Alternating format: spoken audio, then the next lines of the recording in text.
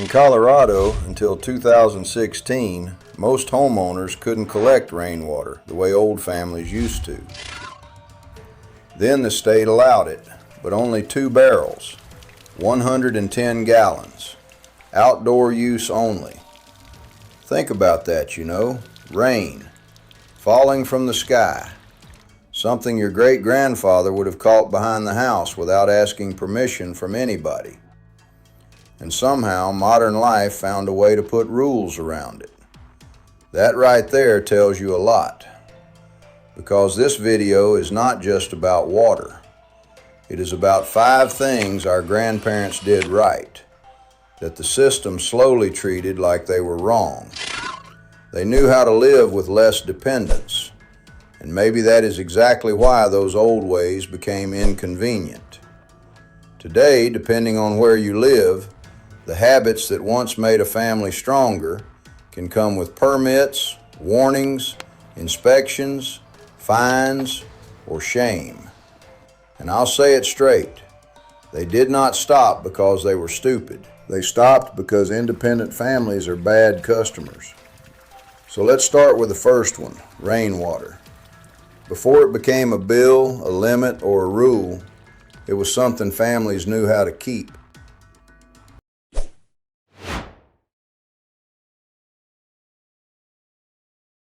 Before water became another bill in the mailbox, old families treated it like something you did not waste.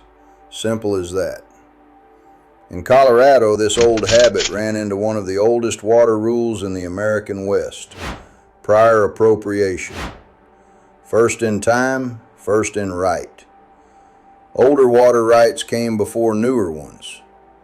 Now I understand why water law exists. The West is dry. Water fights are real. But still, think about it, Rain falls on your roof. It runs down the gutter. And somehow that can become a legal question.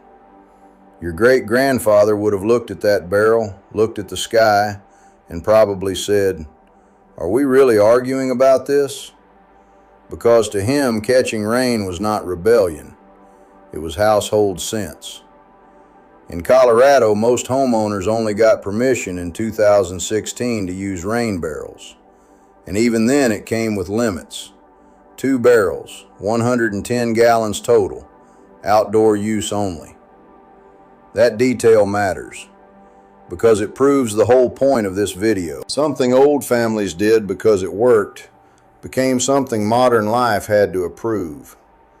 And if you want the practical side, here it is. 1 inch of rain on a 1,000 square foot roof can produce about 623 gallons of water. Your great-grandfather may not have known that number, but he knew enough to put a barrel where the water fell. That was the old instinct. Save what may matter later. A barrel behind the house was not decoration. It meant someone in that home was thinking ahead. See, that is what bothers me. Modern life trained people to stop noticing the obvious. Rain became runoff. Water became a bill. And preparation started looking strange. Our grandparents did not wait for a crisis to remember water mattered. They prepared before the crisis had a name. So yes, today they may call it regulated, limited, unsafe if done wrong, fine. But your grandfather knew what it really was. A little insurance behind the house. Not the kind you buy, the kind you build. And that is the first thing they did right. They kept water close because water kept the family alive. But the next thing may be even more important. Seeds. Because to our grandparents, seeds were not a product. They were not a subscription. They were not something you had to buy every single year just to keep planting. They were free life in the palm of your hand. And I don't think they ever imagined a world where planning next year's food could come with patents, contracts, and permission. To our grandparents, a seed was not something you bought every spring. It was something you carried forward. A tomato seed drying on paper in your grandmother's kitchen could become next year's food. A jar of beans on a shelf could become another row in the garden when money was short. That was not a hobby. That was a future the family did not have to buy again. And then seeds changed. In 1970, the United States passed the Plant Variety Protection Act, giving legal protection to new plant varieties. That did not make your grandmother's seed envelope illegal, but it did mark a shift. Seeds were moving out of the family drawer and into the world of ownership, licensing, protection, and paperwork. You see it? Something families had saved, traded, and passed down for generations started becoming something controlled on paper.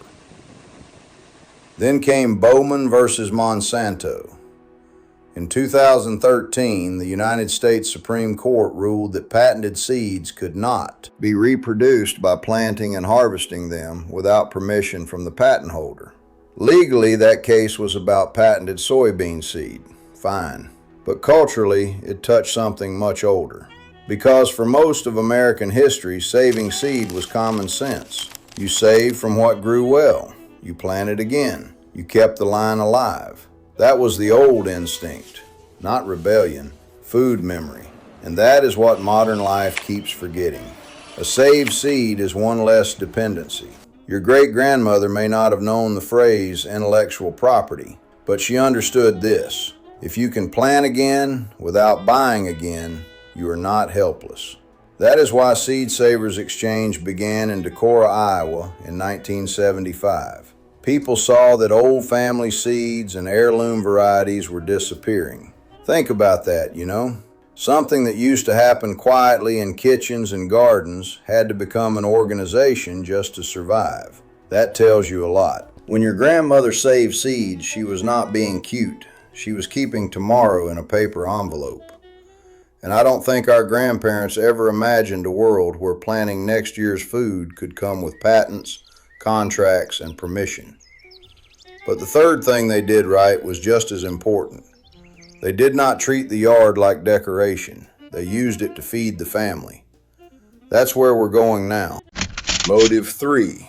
They raised food before the yard became decoration. The third thing they did right was simple.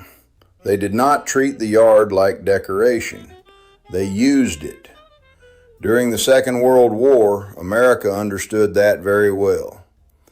From 1942 to 1945, victory gardens appeared in backyards, farms, rooftops, window boxes, vacant lots, and public land.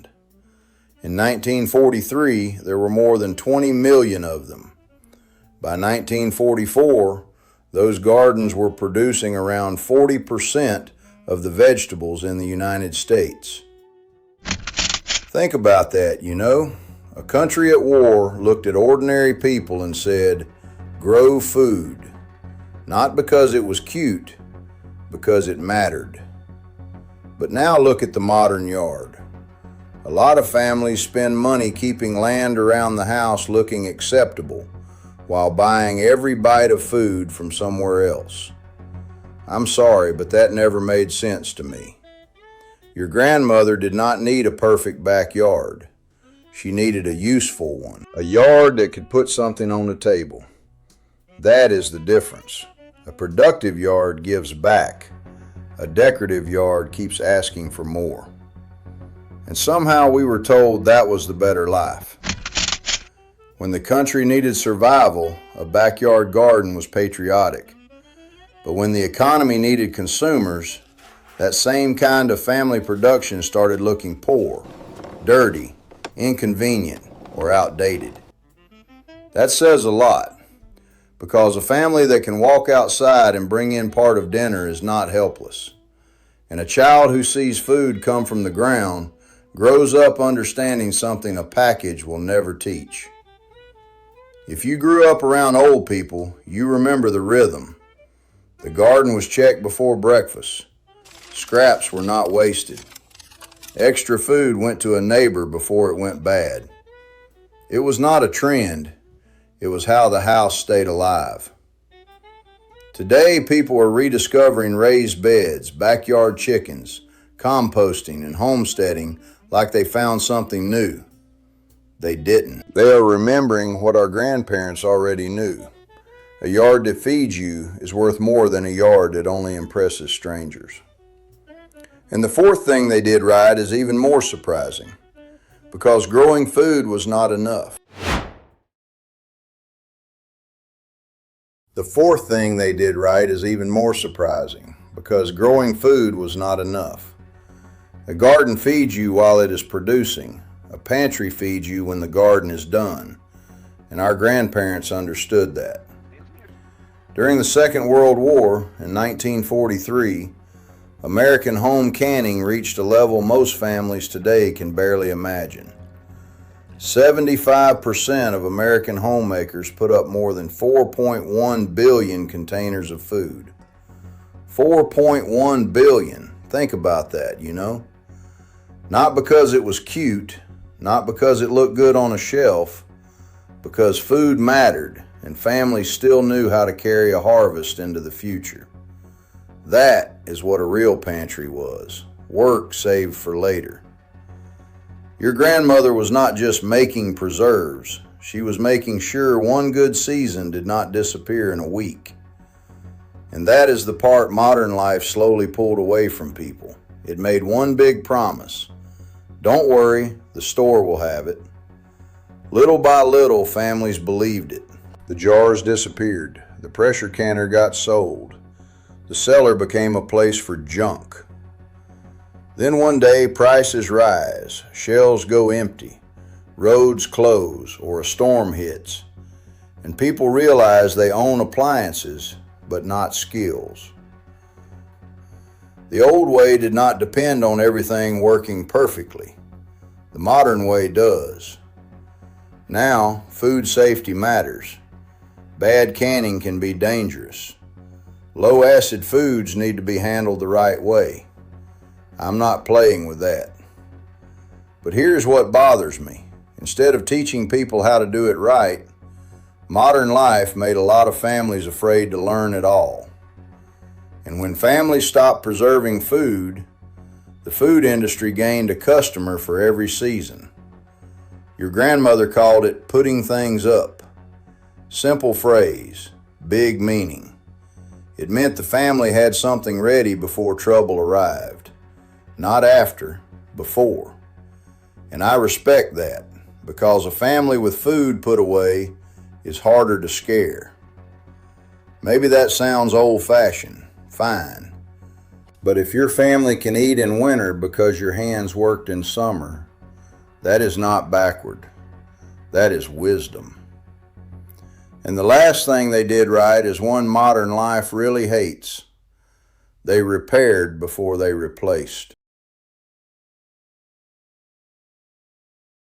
And the last thing they did right is one modern life really hates. They repaired before they replaced.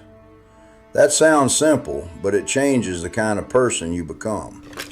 Today, when something breaks, most people ask, "Where can I buy another one?" Your grandfather asked a better question. Can it be fixed? That question mattered, because in the old house, broken did not always mean finished. A broken thing still had value if someone in the house knew what to do with it. And that is what modern life slowly trained out of people. In 1932, during the Great Depression, Bernard London published Ending the Depression Through Planned Obsolescence. The idea was blunt. Products should have a planned life, and when that life ended, people would be pushed to replace them. Think about that, you know. At the same time ordinary families were trying to make everything last, somebody was already imagining an economy where things had to die faster so buying could continue. That is not a small detail. That is a different world. Your grandfather's world said, "Fix it if you can." The modern world said, "Throw it away and buy another." And look around. Which one won? Now we have sealed devices, cheap furniture, plastic parts, special screws, glued foams, and appliances that sometimes cost more to repair than replace. And somehow people call that progress. I don't. I call it dependence with better packaging. Because a person who can repair is a difficult customer. He buys slower. He wastes less. He knows when something was built cheap, and he is harder to fool. That is why repair mattered. It was not just about saving money. It was dignity. Your grandmother with a sewing basket was not being old-fashioned. Your grandfather with a coffee can full of screws was not being crazy. They understood something modern people only remember when something breaks. If you cannot fix anything you own, you do not fully own it. In 2021, the Federal Trade Commission released Nixing the Fix, a report about how manufacturers restrict repairs by consumers and independent repair shops. That should make people stop for a second. We reached a point where the right to fix what you own had to become a national conversation. Your grandfather would have laughed at that. Or maybe he would not laugh. Maybe he would just shake his head and walk back to the workbench. Because to him, ownership came with responsibility. If you own the tool, you learn the tool. If you own the house, you maintain the house. If you own the coat, somebody in that family knew how to patch it. That was not poverty. That was competence. And I think we lost more than skills when we lost that. We lost patience. We lost pride. We lost that quiet feeling of looking at something broken and knowing your hands still had a chance. That is why our grandparents were right. A broken thing is not always finished. Sometimes it is just waiting for someone useful to show up. And that brings us to the real point of all five.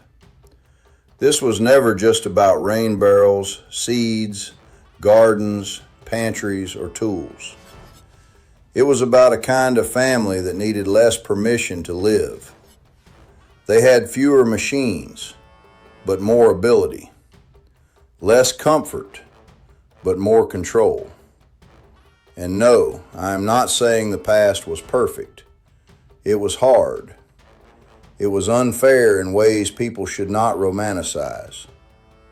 But some of what was hard made people capable.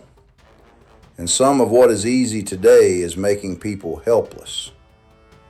That is the part people feel, but almost nobody says out loud. Our grandparents were not backward. They were prepared. They knew how to save what mattered, fix what could be fixed, grow what they could, store what they needed, and waste as little as possible. Not because they were trying to impress anyone, because life did not reward helplessness for very long. And maybe that sounds rough.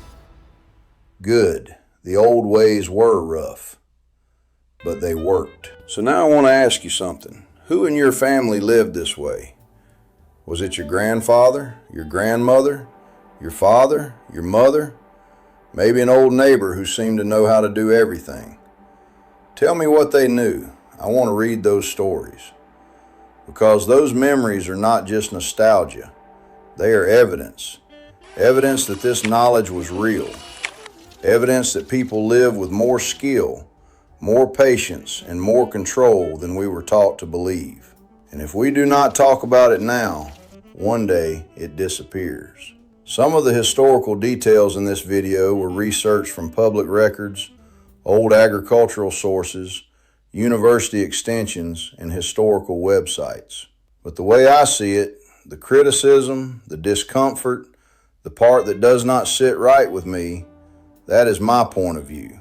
You can agree, you can disagree. But here, I am going to say what I really think.